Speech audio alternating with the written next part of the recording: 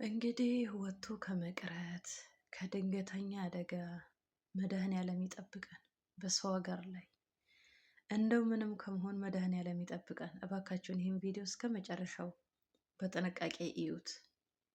እቺ እህታችን ላይ ምን እንደደረሰ ምን እንደሆነች እስኪ ተከታተሉት። በጣም ነው የሚያሳዝነው። አምላኬ ሆይ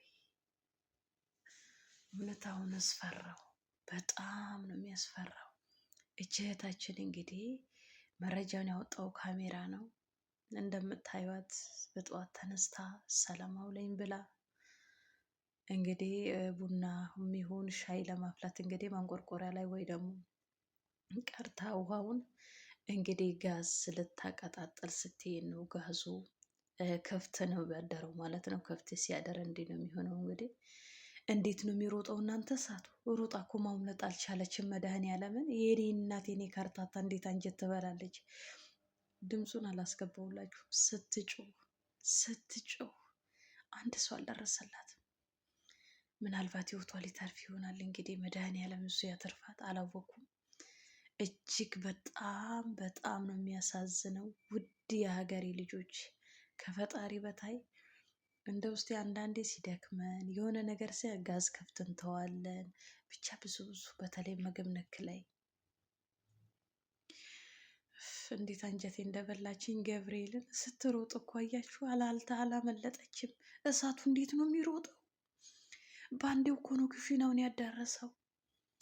እና ከዛ በኋላ ነበረ ልብሷ ላይ ነው ደግሞ ሻርፓ ላይ ነው መጀመሪያ የያዘውና እሱን የተዳረሰው። ብቻ አላቅም እኔ መጨረሻዋን ፈጣሪ ቸር ያሰማን። እና ልላችሁም ወደው ጠዋት ስትነሱ እንደው በስማም ብላችሁ ባላችሁ አቅም እንደው ላለመርሳት ሞክሮ እስኪ ከኔም ጀምሮ ከቀልባችን ያርገን። መቼም ድካም ወይ ለተለያየ ነገር ሲደረብብንና ጋዙን መዘጋቱን ቼክ አድርጉ ከተዘጋ በኋላ።